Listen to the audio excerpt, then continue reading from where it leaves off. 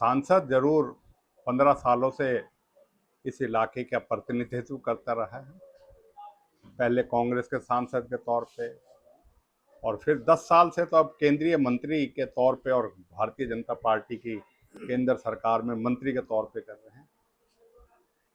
अगर उन्होंने वक्त दिया होता, अगर उन्होंने इलाके की समस्याओं पे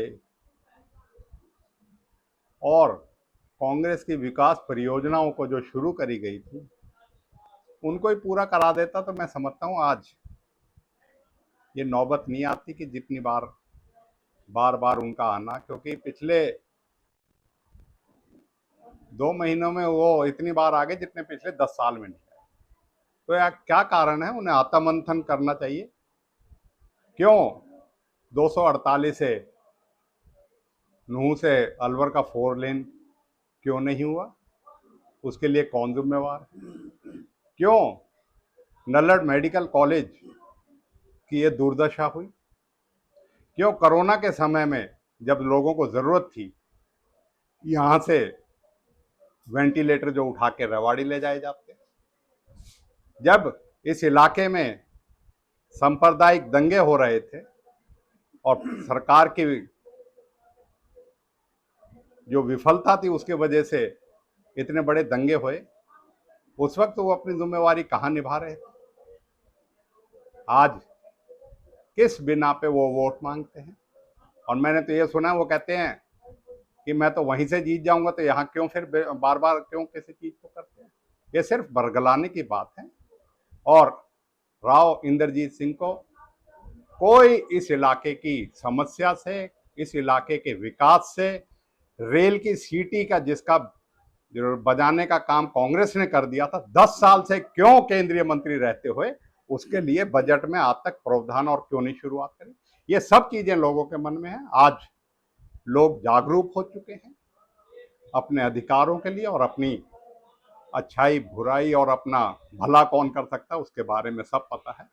भारतीय जनता पार्टी दिखावा करती है, उसके नेता दिखावा करते हैं, चाहे मुख्यमंत्री मनोहर लाल हो, चाहे आपके तो नए मुख्यमंत्री, उनको तो मौका ही नहीं मिला किसी चीज का। और सांसद की तो कोई इस इलाके में विकास की तो छोड़िए, किसी तरह की कोई जो है विकास करने में रुचि ही नहीं है। आज तक नितिन गडकरी से 248A के लिए अगर जाके कभी उन्होंने कोई चिट्ठी दी कि नहीं दी? अब जरूर वो दावे करते रहेंगे किसी चीज। मैं समझता हूँ वो विश्वसनीयता खो चुके हैं यहाँ की जनता की, और अपना जो है आत्ममंथन वो खुद में करे। यहाँ की जनता से वोट ने मांगने का उन्हें कोई अधिकार नहीं। भाजपा सरकार कहती है कि कांग्रेस के लिए 55 साल दिए हैं, लेकिन मेवात का पिछड़ेपन का कलंक जो कांग्रेस को ही जाता है। भारतीय जनता पार्टी ने तो जो कांग्रेस के शुरू करे हुए 10 साल के कार्य थे, चाहे सड़कों की बात कर लें, चाहे शहीद हसन खां मेडिकल कॉलेज की बात कर लें, चाहे कोटला झील की बात कर लें, चाहे मेवात कैनाल प्रोजेक्ट की बात कर लें, चाहे छपेड़ा में ड्राइविंग ट्रेनिंग स्कूल की बात कर लें, चाहे स्कूलों में जो टीचर बनाने का मेवात का कैडर बनाया था उसको आज कह सकता हूँ 50% से ज्यादा आज स्कूलों में टीचर नहीं है। आकांक्षावान जिला जरूर बनाए लेकिन उसमें कार्य कुछ नहीं किया, ना कोई बजट दिया, नहीं दिया। बीजेपी ने जो विकास की लहर कांग्रेस के समय में चौधरी भूपेंद्र सिंह हुड्डा के नेतृत्व में शुरू हुई थी उसे रोकने का काम किया और इस इलाके को दंश दिया, तो दंगों का दंश दिया, यहाँ सांप्रदायिक सद्भाव को खराब करने का दिया, और उसमें बीजेपी सबसे बड़ी जिम्मेदार है। ये भाजपा 400 पार का नारा दे रही है, तो क्या लगता है इस बार? हमेशा भाजपा जुमलेबाजी करती है, चाहे वोट मांगने के लिए कहते 15-15 लाख खातों में डालेंगे, 2 करोड़ रोजगार देंगे, सबके सर पे छत होगी, सबको हम जो है किसानों की आय दुगनी कर देंगे। जुमलेबाजी करते किसी चीज। हरियाणा में भी कहा जाता था 75 पार, वास्तविकता ये रही 40 ही आई।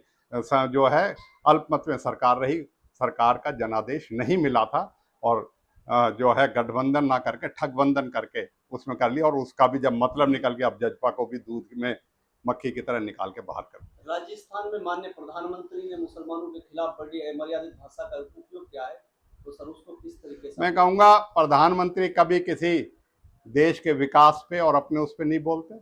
जो मुद्दे पे बोलते हैं, जो कांग्रेस जिन मुद्दों को उठाती है उन मुद्दों को नहीं बोलते। सिर्फ धर्म, जाति और उसके देश को बांटने के लिए, भ्रमित करने के लिए उन बातों को बोलते नहीं है। कांग्रेस के मैनिफेस्टो के बारे में भ्रम फैलाते हैं। इसी तरह का भ्रम वो धर्म विशेष के लोगों के बारे में कह के अपनी जो है विफलताओं को छुपाने का काम करते हैं। भाजपा की रैली सर चलती रही और जय भारत माता के जय लगते रहे, लेकिन लोग वहां से कुर्सी छोड़कर भागते हुए नजर आए। ये तो जबरदस्ती लाए हुए लोग थे, और या जिनके जो किसी चीज के लिए सरकारी मुलाजिम होंगे। नहीं तो मुख्यमंत्री आए और 500 आदमी आए तो मैं तो समझता नहीं। अपने आप में विफलता इसी बात की है। 25 तारीख को वोट डालेंगे, 4 तारीख को नतीजा आएगा और आपको पता लग जाएगा भारतीय जनता पार्टी के प्रति क्या विश्वास है यहाँ के लोगों का, और अपनी विश्वसनीयता भारतीय जनता पार्टी के सांसद तो बिल्कुल खो चुके हैं। चुनावी रैलियों में खाली कुर्सी क्या दर्शाती है?